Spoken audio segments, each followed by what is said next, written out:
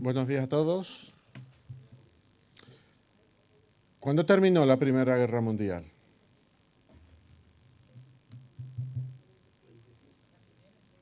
La primera.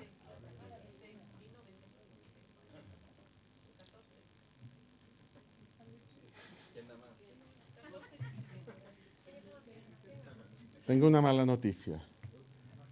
Por lo que he escuchado, estáis todos equivocados. La Primera Guerra Mundial terminó en el año 2010. Y os explico.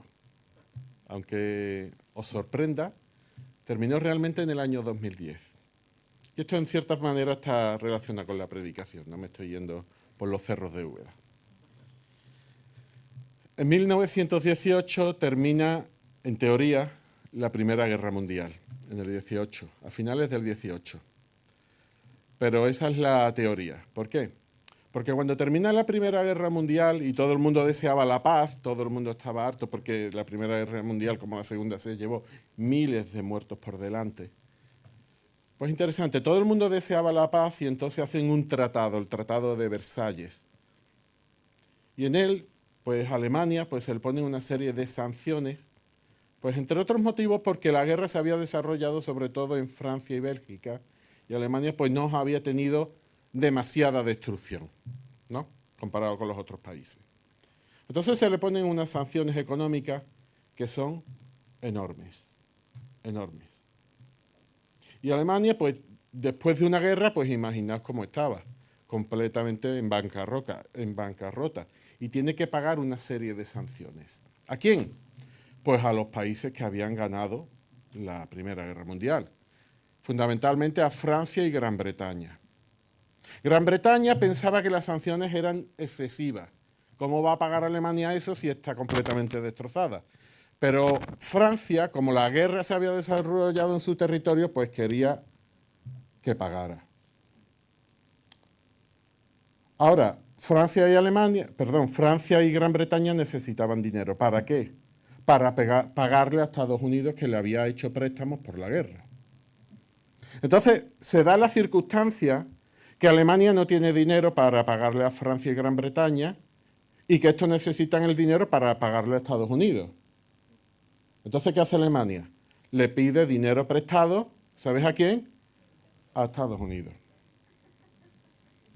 Entonces, el dinero salía de Estados Unidos, iba a Alemania, Alemania le pagaba a Francia y Gran Bretaña y estos le pagaban a su vez a Estados Unidos. Evidentemente con intereses todo el mundo de por medio. Entonces, bueno, pues Estados Unidos también estuvo en la guerra, pero salía beneficiado de todas estas circunstancias. Pero bueno, en los siguientes años, a la finalización, pues más o menos se mantenía la cosa. Ahora llega 1929. ¿Y qué pasa? Que se produce el crack de la Bolsa de Nueva York. Y la economía norteamericana se viene abajo, entra en bancarrota. Los bancos no tienen dinero para dejar a nadie, las empresas cierran, aumenta el desempleo, la gente no tiene con qué comer, vive en la miseria y se viene todo abajo. Entonces, con la cadena que estábamos hablando, ¿qué pasa? Pues que evidentemente si Estados Unidos no da dinero a Alemania, pues a Alemania le pasa exactamente lo mismo. Se viene su economía abajo, aumenta el desempleo, aumenta la miseria, la pobreza y la desigualdad social. ¿Y qué pasó por esto? Bueno, Estados Unidos se va levantando poco a poco, Francia y Alemania más o menos aguantan, pero Alemania se viene abajo. Entonces, ante la desesperación de la gente, ¿qué hace? Pues viene un partido, el partido nazi, ofreciendo, como se suele decir, el oro y el moro. ¿Y qué hacen los alemanes? No tenían dónde agarrarse, pues lo apoyan. Lo que hizo ya el partido nazi, ya no voy a entrar porque entonces no predico hoy. ¿Qué paz tuvieron después de la Primera Guerra Mundial? Ah, bueno, se me olvidaba porque acabó en el 2010. Acabó en el 2010 porque luego viene la Segunda Guerra Mundial, Alemania sigue sin pagar porque no tiene dinero, empieza a retomar los pagos de la Primera Guerra Mundial en 1950 y tanto, y al final lo acaban con Angela Merkel en 2010, hasta el 2010. ¿Qué paz obtuvieron? Hoy vamos a hablar de la paz, vamos a hablar de la justicia. Una paz real, una paz verdadera, vaya paz, ¿no? Vaya paz que luego al final te lleva a otra guerra peor. Hoy vamos a hablar de la paz, pero también debemos de tener en cuenta que puede haber una falsa paz. Vamos a hablar de la justicia, pero debemos de tener en cuenta que hay una falsa justicia. Incluso vamos a hablar un poco, no mucho, de la persecución. Y deberíamos de tener en cuenta que puede haber también una persecución verdadera o una persecución falsa. Vamos a hablar de esos tres aspectos. Nos vamos a Mateo capítulo 5, versículos 9 al 12. Son 4 versículos que tienen mucho que mirar. Muchísimo. Dice así: bienaventurados los pacificadores, porque ellos serán llamados hijos de Dios. Bienaventurados los que padecen persecución por causa de justicia, porque de ellos es el reino de los cielos. Bienaventurados sois cuando por mi causa os vituperen y os persigan, y os digan toda clase de mal contra vosotros mintiendo. Gozaos y alegraos, porque vuestro galardón es grande en los cielos, porque así persiguieron a los profetas que fueron antes de vosotros. Bien, pues vamos a orar. Te agradecemos, Señor, que podamos estar en el día de hoy adorándote en este lugar, aprendiendo de ti, en comunión con nuestros hermanos. Sabemos que tu reino se acercó en tiempos de Cristo y que tu reino pues todavía está vigente, Padre, pero esperamos la culminación de este reino. Y mientras tanto te rogamos que los aspectos de tu reino que a veces nos olvidamos, que no tenemos tan presentes, que inunden nuestras vidas, que cambien nuestras vidas. Que nos recuerde lo que significa ser siervos tuyos. Porque te pedimos esto en el nombre de Cristo. Amén. Guille ya ha predicado varias predicaciones sobre las bienaventuranzas, entonces por si alguien nos visita y no sabe un poco de qué va el tema, voy a hacer una muy breve introducción. Las bienaventuranzas, la palabra bienaventuranza viene a significar felices o dichosos. Y hay algo interesante, porque las bienaventuranzas en ciertas maneras son paradojas, son contradicciones. No era lo que creía la mayoría de la gente. Habla de los pobres en espíritu. La mayoría de la gente pensaría que los felices eran los ricos, ¿no? No los pobres en espíritu. Y en este caso, en el texto que nos toca hoy, pues también sigue esa línea, ¿no? Nos vamos al versículo 9. Bienaventurados los pacificadores. O según otras versiones, como la Biblia de las Américas, que tenéis ahí, los que procuran la paz, porque ellos serán llamados hijos de Dios. Ahora, la paz es algo muy importante en la palabra de Dios. La paz, prácticamente toda la Escritura habla sobre la paz, ¿no? El carácter de Dios es un Dios de paz. Los judíos se saludaban entre ellos diciendo paz. Se despedían diciendo paz también. Y se deseaban bendiciones diciendo paz. Que la paz te acompañe, ¿no? Me recuerda un poco a la guerra de las galaxias, ¿no? Que la fuerza te acompañe, ¿no? Pues ellos decían que la paz te acompañe, ¿no? Para ellos la palabra paz era una palabra muy importante. Ahora, deberíamos de preguntarnos, bueno, ¿y qué es la paz? Y las definiciones de hoy son un tanto difíciles. ¿Por qué? Porque en la Biblia no hay una definición como si fuera una enciclopedia que nos dijera, pues la paz consiste en esto y en esto. No es así, ¿no? La palabra paz en hebreo es la palabra shalom. Implica muchas cosas. ¿Qué implica ese shalom, esa paz que se deseaban entre ellos y que Dios deseaba para el ser humano? Pues una armonía. Una armonía.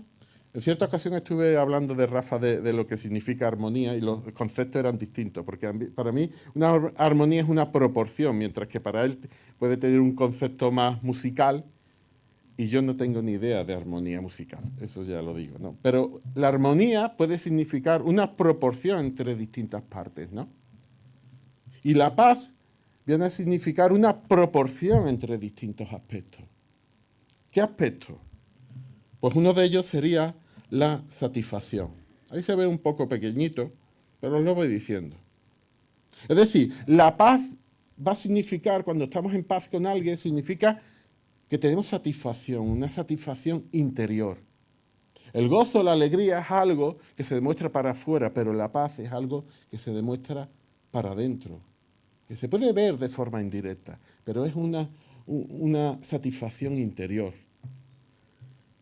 Viene también a significar un orden.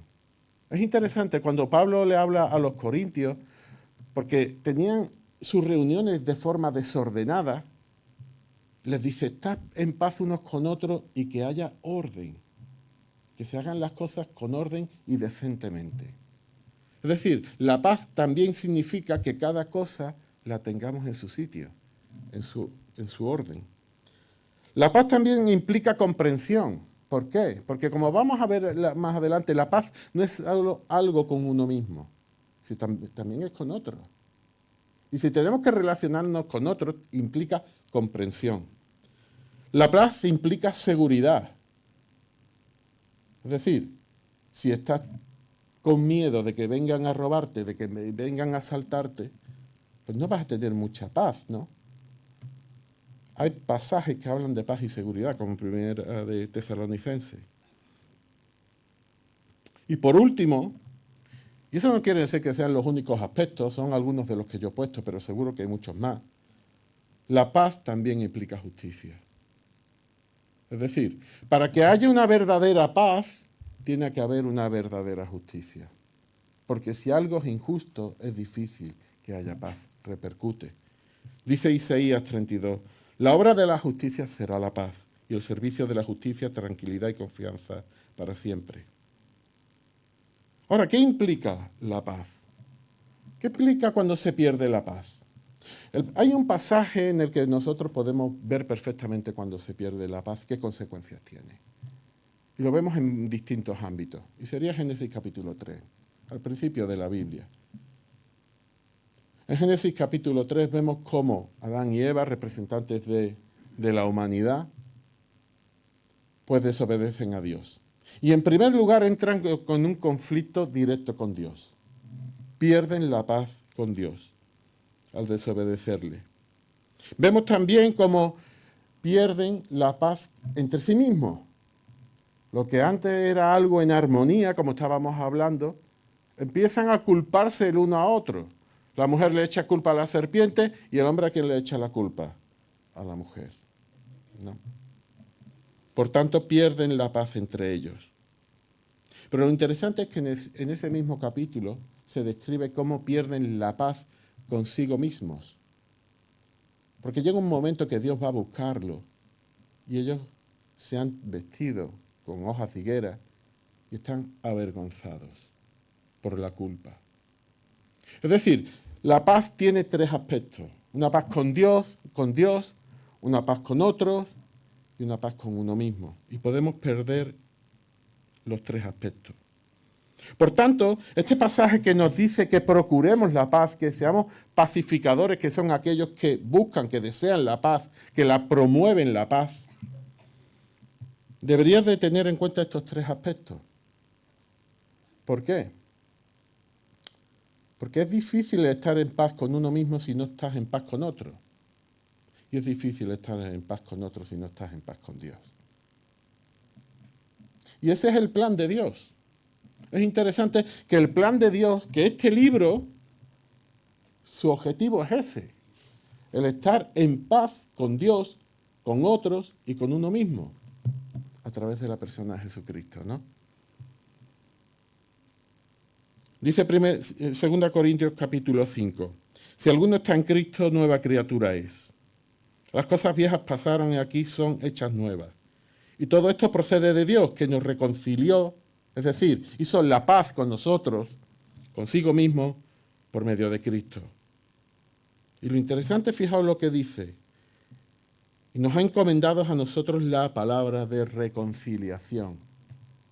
No solo nos hace una nueva criatura, nos hace una nueva criatura, nos reconcilia con Dios. pero no para que disfrutemos solo de la paz, que eso también, sino que nos hace embajadores de reconciliación. Personas activas por buscar la paz. La paz tiene un componente, como hemos dicho, relacional con otros, ¿no? Esto es muy interesante, dice Filipenses capítulo 2, no hagan nada por egoísmo o vanidad. Más bien, con humildad, consideren a los demás como superiores a ustedes mismos. Cada uno debe de velar no solo por sus propios intereses, sino también por los intereses de los demás. Ahora, este versículo me encanta, porque podríamos esperar que dijera Pablo, tenéis que velar por los intereses de los demás. Pero no dice eso. Dice, no veléis solo por vuestros intereses, sino también por los demás. Es decir, debemos de tener en cuenta también nuestros intereses, además de los demás. A veces como cristianos nos olvidamos de eso. Para mí es muy interesante Juan capítulo 17, la oración sacerdotal de Jesús. Jesús va a morir, él lo sabe, y hace una oración por los que han de venir después de él. Ahora, ¿sabéis cómo empieza la oración? Jesús hablando a Dios mismo para que le dé fuerza para seguir adelante, porque ha cumplido con el propósito que le dio. Posteriormente ora por los que han estado con él, con los apóstoles, con sus discípulos, y posteriormente ora por los que vendrán detrás de él. Tiene una visión completa de él mismo, de los que están a su lado y de los que van a venir luego.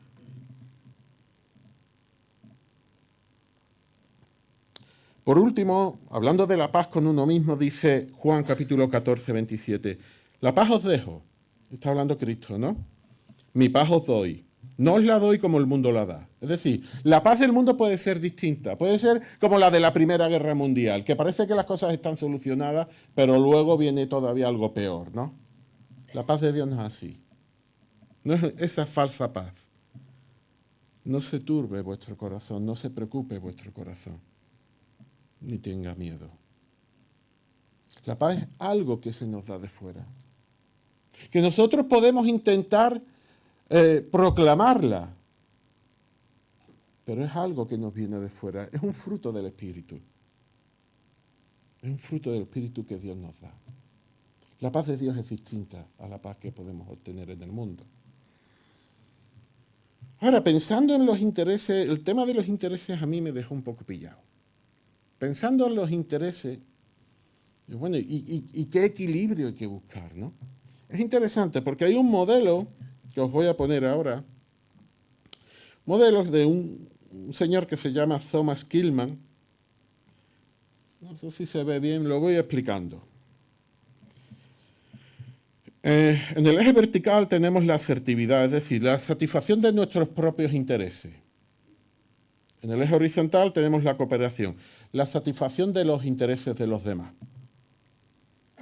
Entonces, bueno, me voy a separar un pelín del micro y os lo explico brevemente. Satisfacción de los intereses de los demás. Bajo, es decir, aquí no satisfacemos los intereses de los demás. Satisfacción de nuestros propios intereses. Bajo y alto. Allí lo satisfacemos mucho, aquí poco. Y tenemos varias posibilidades. Una posibilidad es que no satisfagamos ni nuestros intereses ni los de los demás. Entonces, ¿qué estamos haciendo? Aquí pone evasivo. Nos evadimos del problema, huimos del problema, no satisfacemos los intereses de nadie. Ahora, hay varias posibilidades. Se puede dar la posibilidad que satisfagamos completamente nuestros intereses, pero nada de lo de los demás. Y vamos a tener un modelo competitivo, en el sentido de yo voy a lo mío.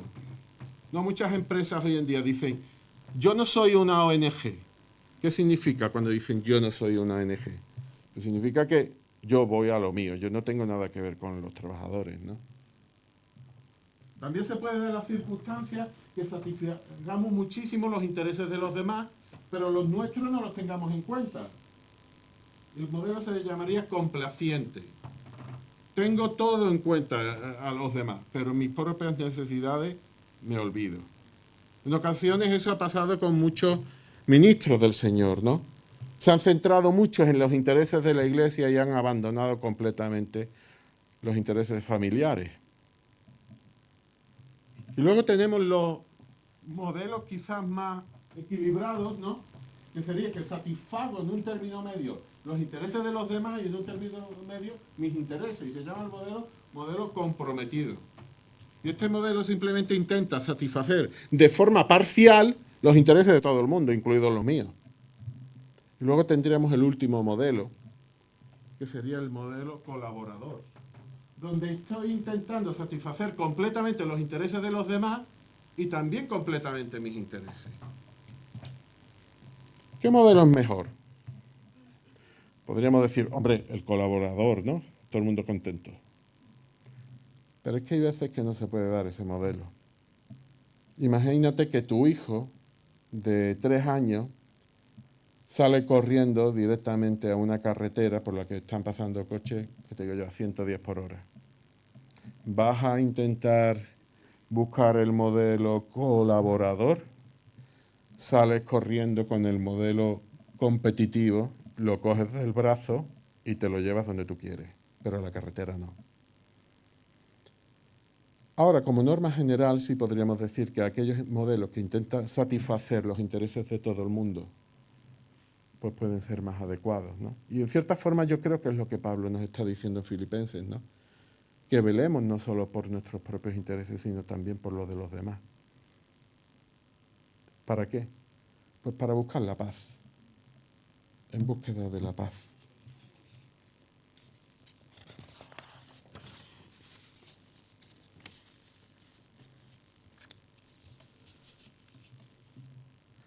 Los valores de reino van por la búsqueda de la paz, no del conflicto.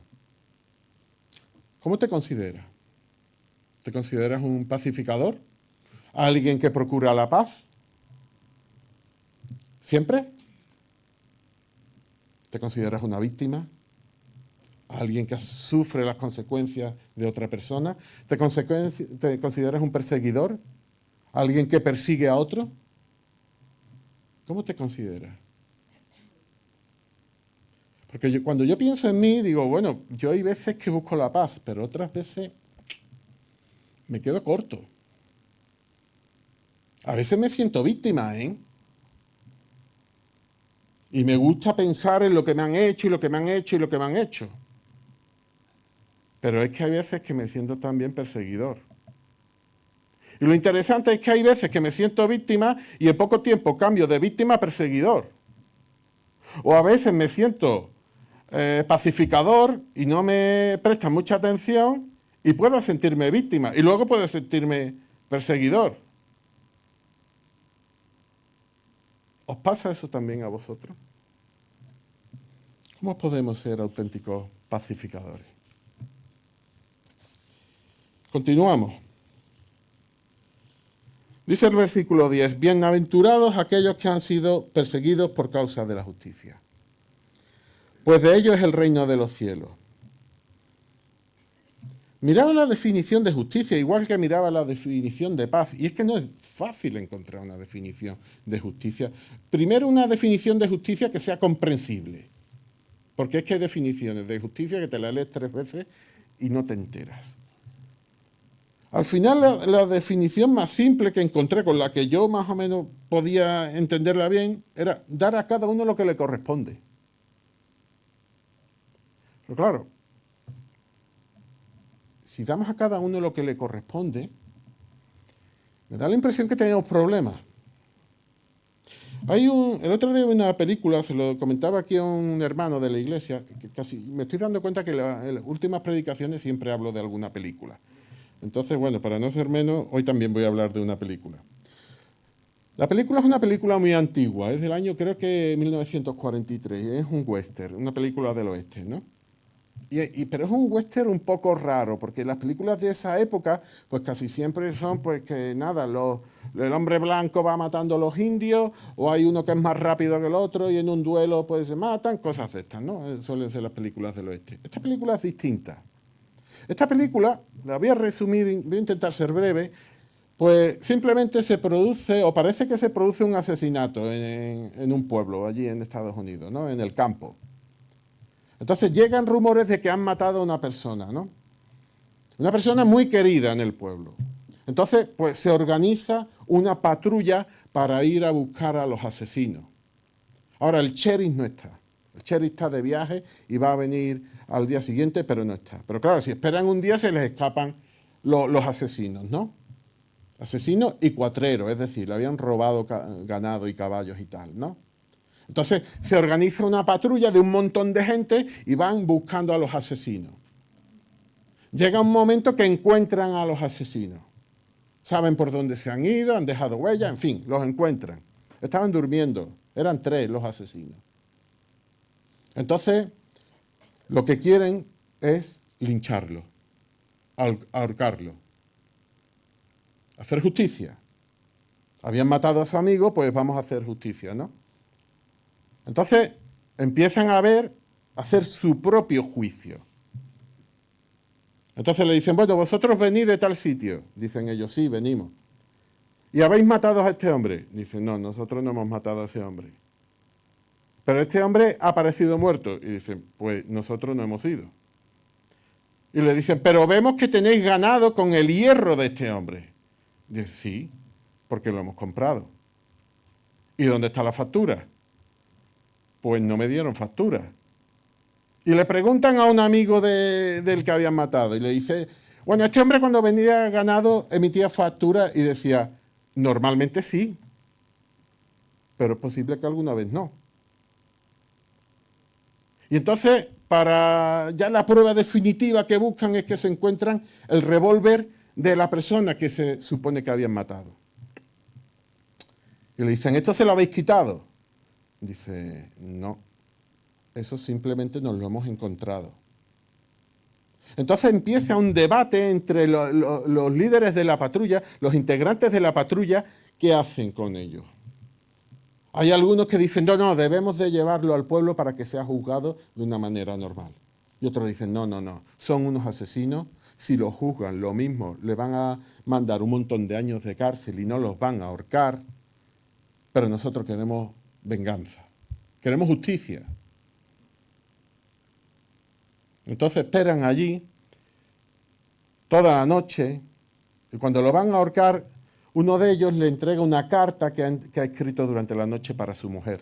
Entonces la recogen y por la mañana los ahorcan a los 3. Y se van de vuelta al pueblo. Y nada más irse se encuentran el sheriff que venía a verlo. Y le dice, no os preocupéis, que fulanito de tal, que está vivo, que lo que había tenido era un desmayo, pero que no había pasado nada. Y los habían matado. Entonces se quedan todos los miembros de la patrulla bastante cabizbajos. Se van al salón del pueblo y están bebiendo whisky. Y uno de ellos saca la carta. Era una carta que uno de los asesinados le había escrito a su mujer, ¿no? Y decía, pues querida, no sé qué, cómo se llamara, no te preocupes, yo no he sufrido, lo mío ha sido rápido. La pena son estos hombres que van a estar toda la vida arrepintiéndose de lo que han hecho. La justicia puede ser muy subjetiva. Y nada más que hay que hacer lo que decía Ana hace un momento, pon la tele a la hora de las noticias. Que en este país además tenemos, yo no voy a entrar mucho en eso, pero en este país tenemos bastante lío con ese tema, ¿no? Que si uno manipula la justicia, que si la justicia la manipula el otro, que si no sé qué, vaya paliza, ¿no?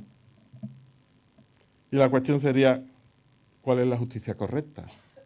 ¿Qué es lo que nos corresponde a cada uno realmente? Y sobre todo, ¿quién lo determina? ¿Lo van a determinar esta patrulla? Pues la llevamos clara, ¿no? Ese sería el problema, ¿no? Ahora lo interesante es que cuando nos vamos a la palabra de Dios, pues tenemos serios problemas, porque lo que dice la palabra de Dios es que todos los seres humanos están muertos en sus delitos y pecados, que todos son pecadores y que todos merecen la muerte. Esa es la verdadera justicia. Eso es lo que nosotros merecemos. Ahora, Dios, en su bondad, como sabemos, ha trazado un plan de paz, un plan de reconciliación, enviando a su Hijo para aquellos que lo reciben, pues ese castigo caiga sobre su Hijo y no sobre nosotros. No se puede hablar de justicia si no hablamos de amor. Y tampoco podemos hablar de amor si no hablamos de justicia. Lo que nos viene a decir los siguientes versículos, versículo 11 y versículo 12, es que la consecuencia de esa justicia divina es la persecución. Ahora, es interesante lo que dice. Dice, bienaventurados seréis cuando os insulten y os persigan. Y digan todo género de mal contra vosotros. Ahora, el otro día miraba unas noticias que no son frecuentes, era una página web que se llamaba Cristianismo Hoy, en inglés Christianity Today o algo así. Y allí había noticias que no vemos nosotros en nuestros medios de comunicación habituales. Lo de la justicia manipulada, eso lo vemos todos los días. Ahora, los cristianos que están matando en países de África subsahariana, en países de Asia, en cantidad de países, eso no lo vemos. Y había muchos cristianos que eran asesinados por causa de sus creencias. Ahora hay algo que que me saltaba del texto. Dice, bienaventurados seréis, es decir, felices seréis cuando os insulten, os persigan, digan toda clase de género de mal contra vosotros, falsamente por causa de mí. Y yo pregunto, ¿es posible que los cristianos nos sintamos perseguidos en alguna ocasión de forma verdadera? Es decir, de forma correcta. Porque aquí pone que bienaventurados seremos, y le pone un requisito, cuando seamos por causa de Cristo y sea de forma falsa. ¿Existe la posibilidad de que nos sintamos en ocasiones víctimas de forma errónea? Y ¿sabéis una cosa? Me da a mí la impresión que sí. Que muchas veces nos ponemos la etiqueta de cristiano o el cartelito de cristiano. Y es posible que hagamos cosas que no van conforme a la voluntad del Señor. Y tengamos problemas por eso. Y no asumamos nuestras responsabilidades. Hay un modelo relacionado con esto que os estoy contando de víctima perseguidor que se llama el triángulo dramático de conflicto Karman. Yo he hecho una pequeña modificación donde pone pacificador, este señor pone salvador. Para mí el término salvador lo dejo solamente para el Señor Jesucristo, ¿no? Entonces yo he puesto pacificador, que creo que es exactamente, o por lo menos lo que nosotros entendemos que debería hacer ese papel, ¿no?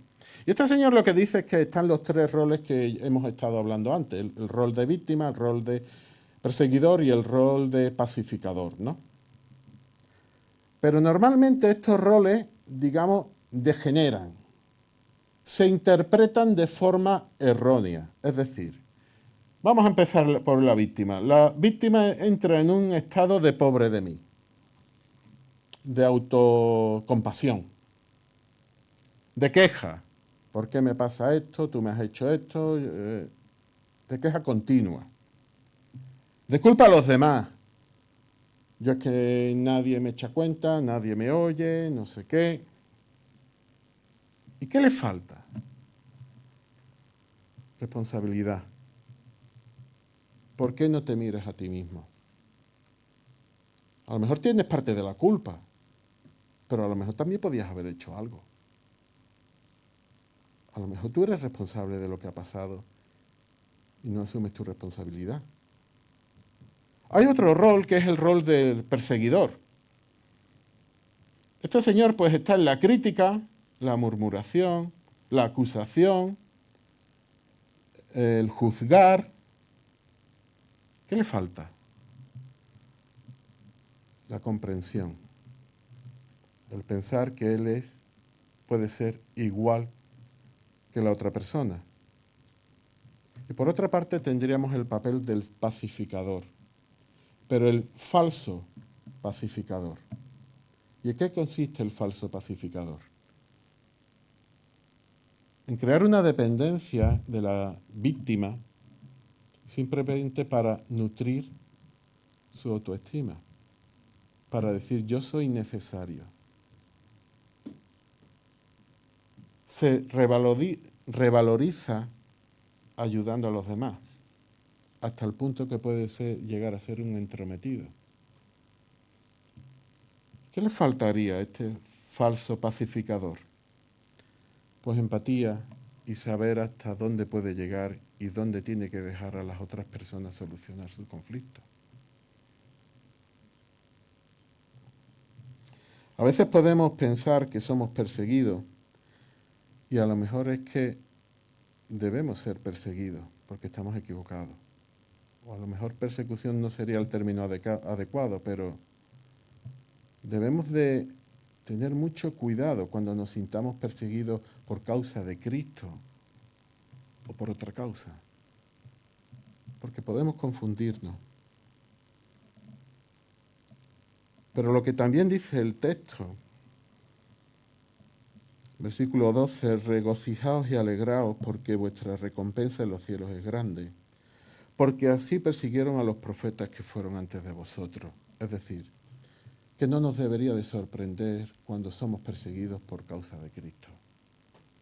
¿Por qué? Porque sus valores son distintos. Porque en este mundo muchas veces las personas le prefieren el conflicto a la pacificación. A veces también nosotros como cristianos. Porque estos valores igual se nos olvidan. Porque a veces buscamos más la riqueza que el ser pobre de espíritu. Buscamos más, en vez de la misericordia, pues ser justiciero, no justicia, sino justiciero. Decía Juan el Bautista que el reino de Dios se había acercado. Es interesante porque yo miraba las motivaciones que mueven nuestra sociedad al día de hoy, nuestra sociedad occidental, y veía algunos filósofos que describían muchas de esas motivaciones. Algunas eran el poder, y yo creo que el poder ha estado ahí siempre.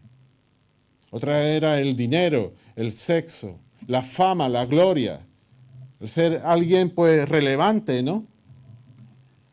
Esas motivaciones están siempre ahí. Pero es interesante porque veía otras motivaciones que eran el afán de superación, el hacer que la sociedad avance. Y me preguntaba qué valor había tenido el Sermón del Monte y la enseñanza del cristianismo sobre nuestra sociedad. Y es interesante porque a partir del cristianismo nuestra sociedad cambia con respecto al resto de las sociedades. Aunque muchos de ellos ni siquiera admitan que conocen a Cristo. Pero nuestra sociedad está impregnada de valores cristianos. El valor de la persona dio lugar a la Declaración de Derechos Humanos. El sacerdocio individual que predicaba Lutero dio lugar a que cada persona quisiera aprender a leer, a escribir, a la alfabetización, a las escuelas. Vinieron los hospitales. Nuestra sociedad es producto del cristianismo. Es producto de valores que se enseñaron en el Sermón del Monte, que muchas veces los olvidamos, pero que son una guía para vivir en este mundo. Y cuánto más cuando somos hijos de Dios, cuando somos los verdaderos hijos de Dios. Que el Señor nos ayude a tener presentes estos valores y sobre todo, que como dije antes, todo esto nos viene dado. Cristo nos lo da, el Espíritu Santo nos lo da. Que el Señor nos ayude en esta tarea. Amén.